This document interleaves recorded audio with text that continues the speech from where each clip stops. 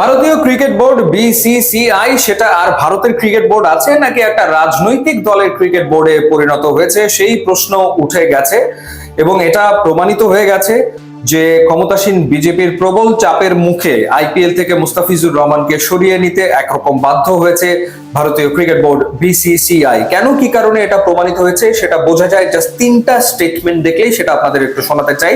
1983 বিশ্বকাপ জয়ী ইন্ডিয়া দলের সদস্য মদন লাল তিনি কি বলেছেন, তিনি বলেছেন বিসিসিআই এই সিদ্ধান্ত নিয়েছে কারণ তাদের চ্যালেঞ্জ করার ক্ষমতা কারণে, এমনকি শাহরুখ খানেরও না। কিন্তু খেলাধুলায় কেন এত রাজনীতি ঢুকছে আমি জানি না, ক্রিকেট কোন দিকে যাচ্ছে তিনি সংশয় প্রকাশ করেছেন যে ক্রিকেট আসলে যাচ্ছেটা কোন দিকে, এবং একই সাথে তিনি এই সিদ্ধান্তের সমালোচনা করেছেন। তিনি আরো বলেছেন নিশ্চয়ই ওপরের মহলের চাপ ছিল। ওপরের মহল বলতে কি বোঝানো হচ্ছে সেটা নিশ্চয়ই আপনারাও বুঝতে পারছেন।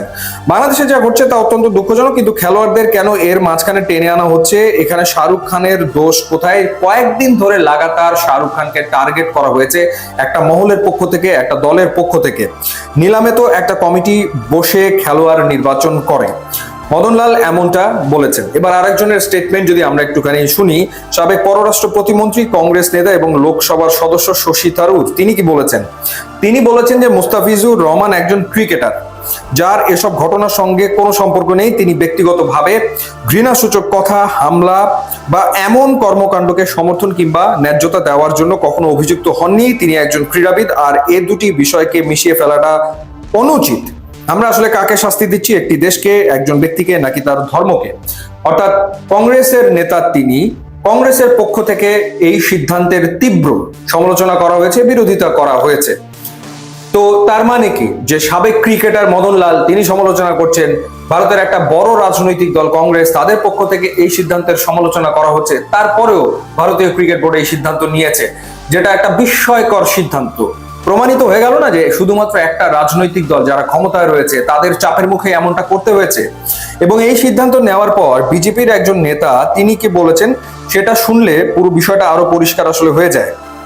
তার নাম হচ্ছে সঙ্গীত সোম। তিনি বলেছেন বাংলাদেশের মুস্তাফিজুর রহমানকে আইপিএল থেকে বাদ দেওয়ার সিদ্ধান্তে ভারতীয় ক্রিকেট বোর্ড বিসিসিআই কে ধন্যবাদ জানাই। এরপর তিনি বলেছেন এটি পুরো ভারতের হিন্দুদের জয়। পরিষ্কার রাজনীতি একেবারে স্পষ্ট হয়ে গেল, অর্থাৎ মুস্তাফিজের আইপিএল এ খেলা হচ্ছে না সেটা সেফ রাজনীতির কারণে। আমরা অপশনে দেখেছিলাম তিনটা দলের তীব্র আগ্রহ ছিল মুস্তাফিজের ব্যাপারে, দিল্লি, চেন্নাই এবং কলকাতা নাইট রাইডার্স। মুস্তাফিজ যে ফর্মে রয়েছেন তার ব্যাপারে আগ্রহ থাকাটা খুব স্বাভাবিক। এখন কথা হচ্ছে যদি মুস্তাফিজ চেন্নাই দলে যেতেন তাহলে কি এই বাস্তবতার সম্মুখীন তিনি হতেন? আমার মনে হয় না, সেটা হতেন না, কারণ চেন্নাইয়ের রাজনৈতিক প্রেক্ষাপট আবার ভিন্ন। যদি দিল্লিতে তিনি যেতেন এই ধরনের সিচুয়েশন হয়তো হতো না, যেহেতু তিনি কলকাতা নাইট রাইডার্সে নাম লিখিয়েছেন, কেকেআর নিয়েছে, সেই কারণে এই পরিস্থিতির শিকার তাকে হতে হলো। কারণ কদিন বাদেই কলকাতাতে নির্বাচন এবং এই ইস্যুটার প্রভাব নির্বাচনে গিয়ে পড়তে পারে। নির্বাচনকে সামনে রেখেই আসলে এই ধরনের পরিস্থিতি তৈরি করা হয়েছে, এমনটা অনেকেই আসলে বলছে। সো যাই হোক, এটা একটা রাজনৈতিক সিদ্ধান্ত এবং সেই রাজনৈতিক সিদ্ধান্তটা ভারতের ক্রিকেট বোর্ড নিতে বাধ্য হয়েছে তাদের ক্ষমতাসীন রাজনৈতিক দলের কারণে, যেটা সত্যিকার অর্থে বিস্ময়কর, বিস্ময়ে জাগানিয়া এবং গোটা ক্রিকেট বিশ্বকে আসলে হতবাক করেছে তাদের এই সিদ্ধান্ত। তারা সিদ্ধান্ত নিয়েছে যেটা মুস্তাফিজের সাথে অন্যায় হয়েছে এবং এর ডেফিনেটলি প্রতিবাদ বাংলাদেশের দিক থেকে করা উচিত।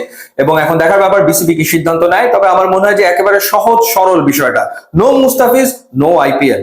মুস্তাফিজকে যদি তারা এভাবে করে শেষ মুহূর্তে বাদ দিতে পারে তাহলে আইপিএল এদেশে দেখানোরই বা কি প্রয়োজন রয়েছে? আইপিএল বাংলাদেশে দেখানোর কোনো প্রয়োজন তো আসলে নেই। সেক্ষেত্রে অন্তত এই প্রতিবাদ বাংলাদেশের করা উচিত।